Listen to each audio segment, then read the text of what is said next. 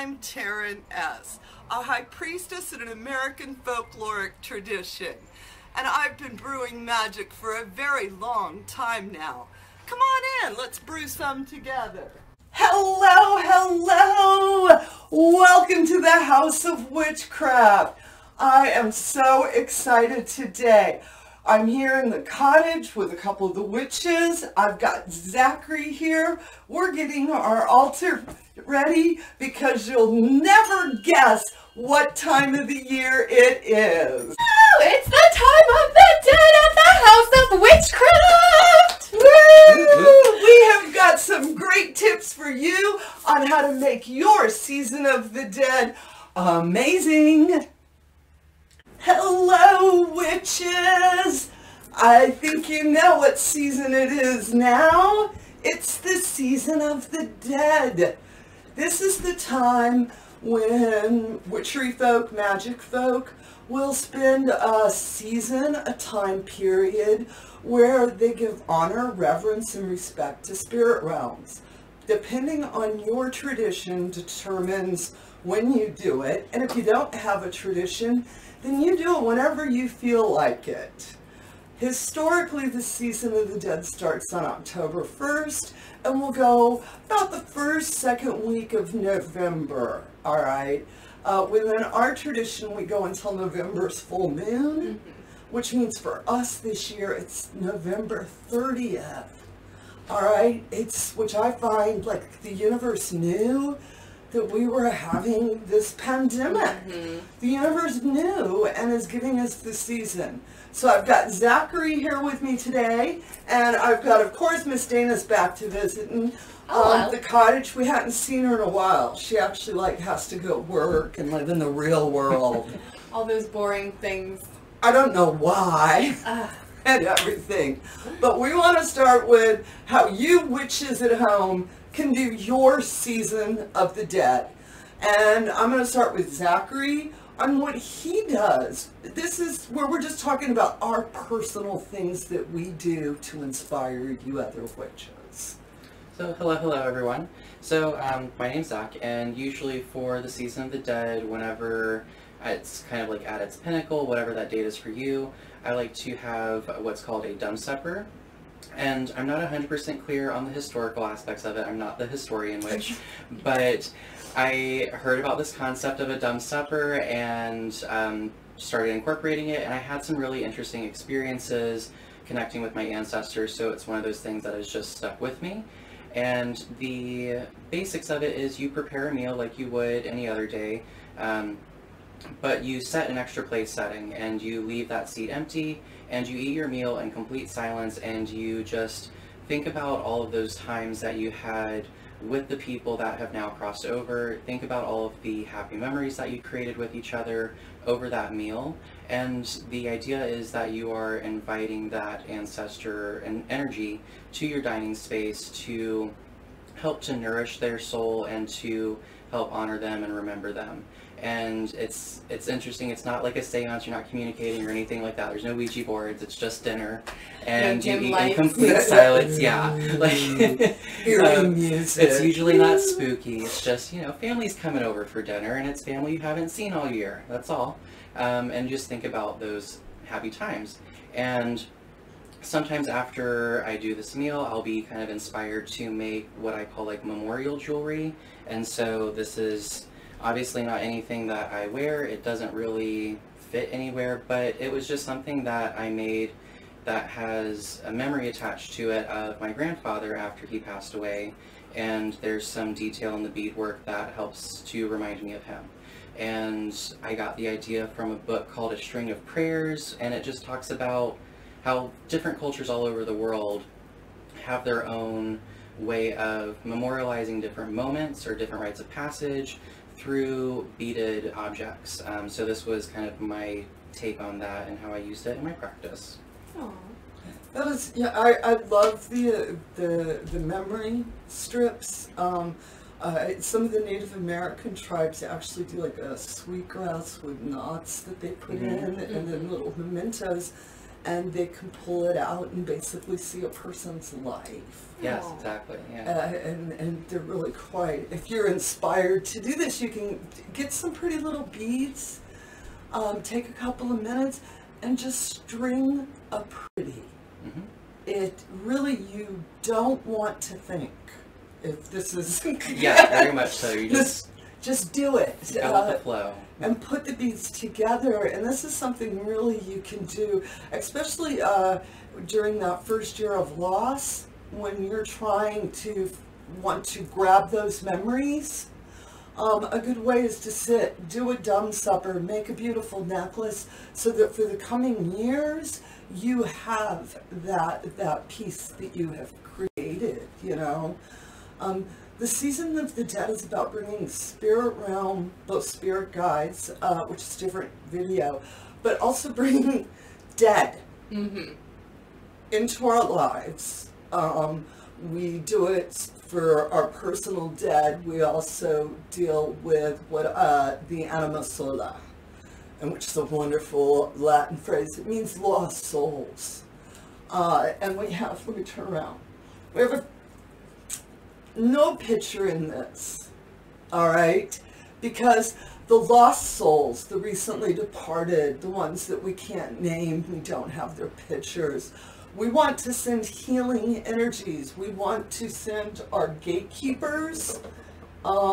If you work with a deity that helps those that cross over, Anubis, Hecate, Baron Samedi, I would call Baron and ask him to help these people have a gentle journey. And during this time of the dead, that is so important. We have so many new dead this year that didn't know they were dead.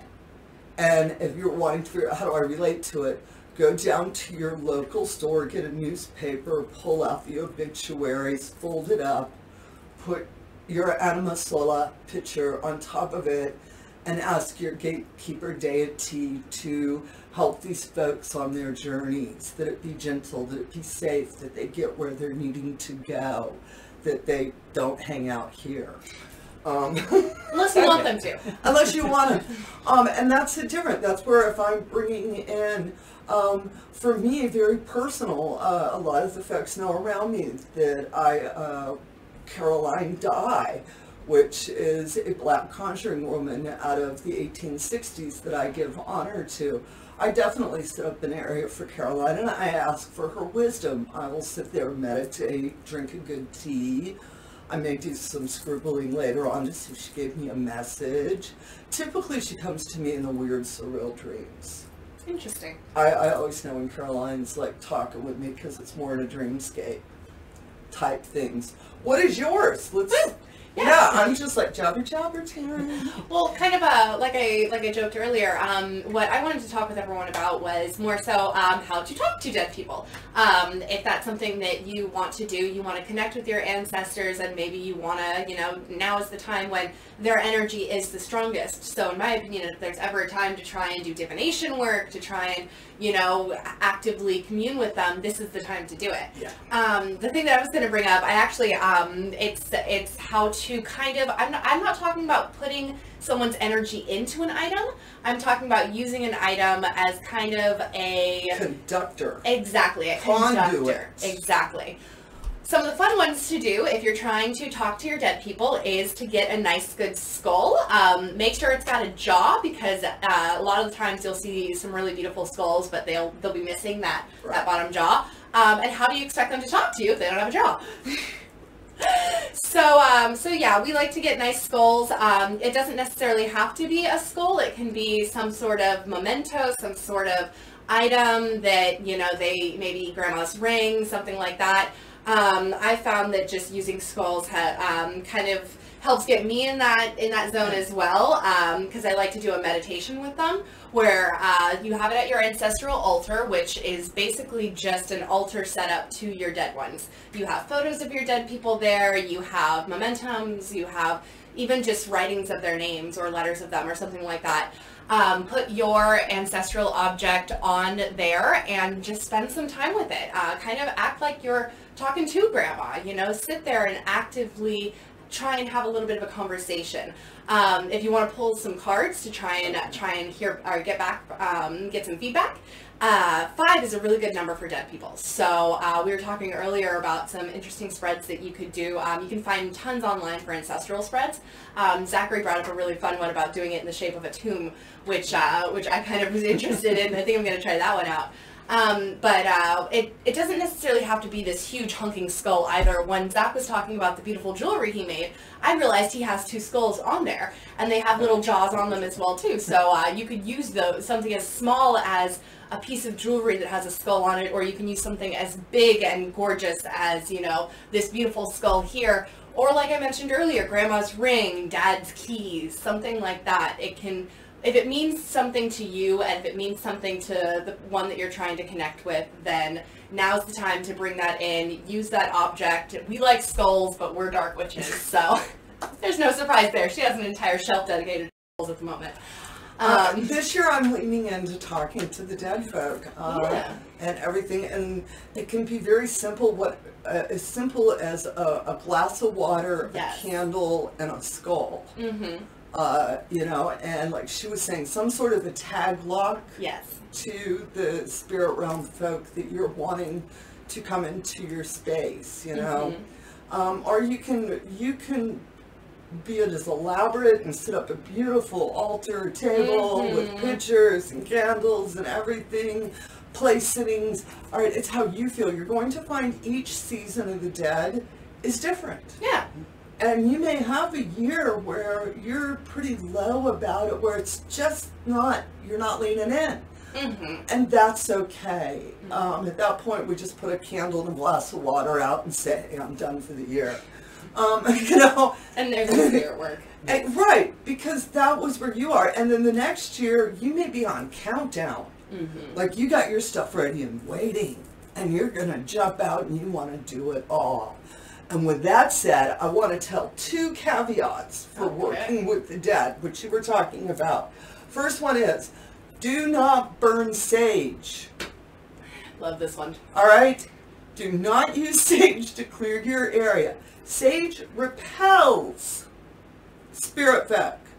All right? It keeps spirit realm out and away. So if you want them to lean in, don't tell them to go away. Secondly, a lot of folks really don't like to have metals, any of your iron-based metals. Zach, you brought up as well within the Fae traditions. Yeah, there's a lot of mythologies that don't like iron for whatever reason. And it's been passed down. Listen to it. Right, it's been passed down. I'm like, this is what I was taught, was that during the time of the season of the dead, I actually have a bronze dagger, so that if you, for casting circles, or if you're doing any type of dagger work, we work it in bronze during this season, as opposed to metals. Those are the 2 caveats. And the last thing I want to say to all you witches, especially you new witches, you novices out there, all right? Ain't nothing gonna come through your altar that's big, bad, and scary and out of Hollywood. The very worst thing that's going to happen is nothing. That's it. They just didn't want to talk to you this year.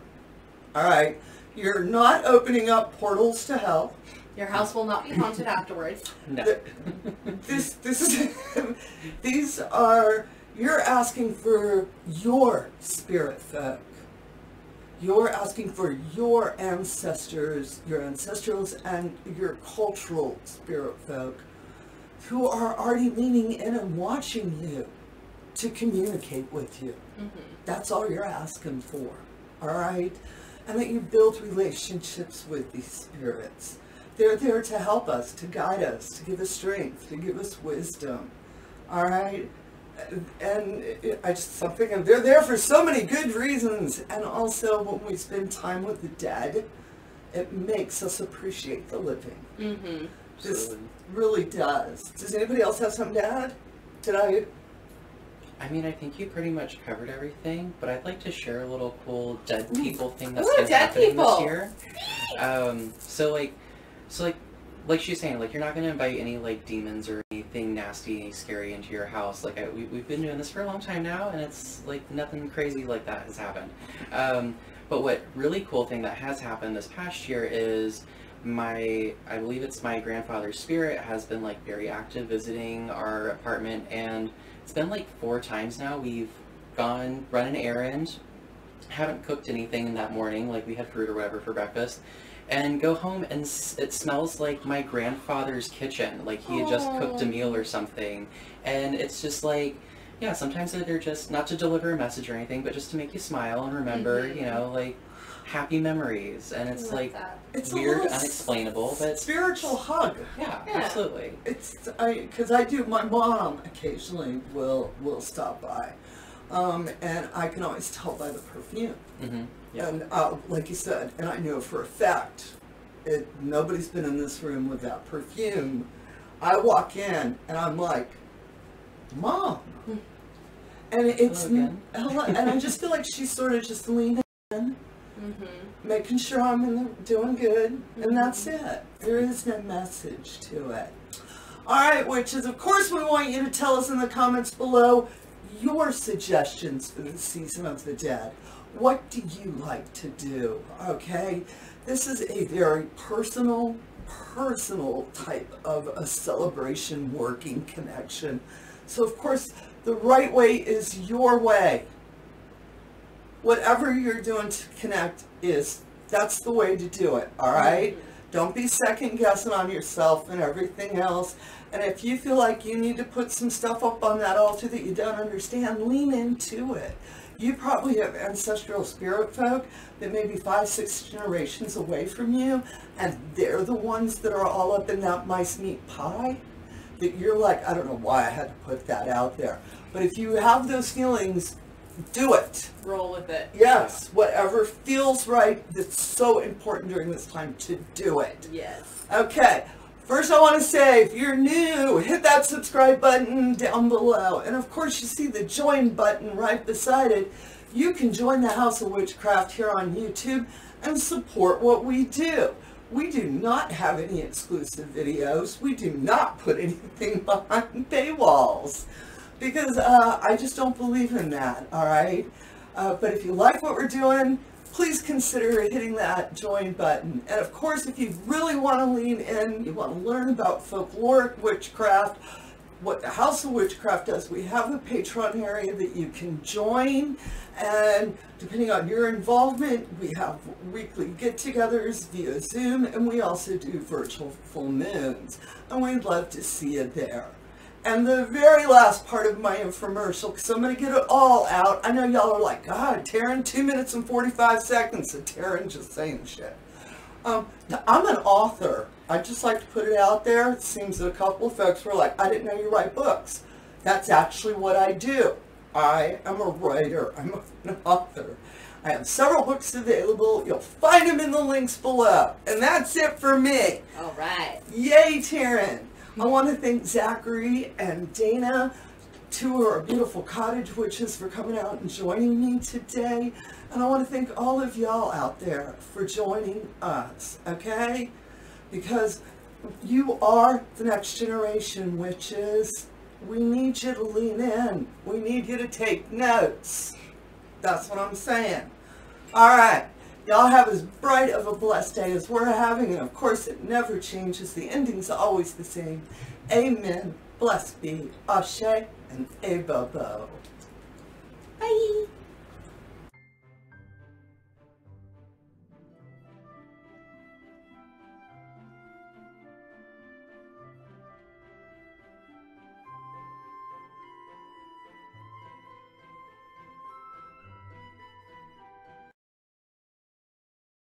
Click. My belt fell down after so I don't know if that's on film. It's black, so hopefully they don't see it slide down. I don't know if it's on film.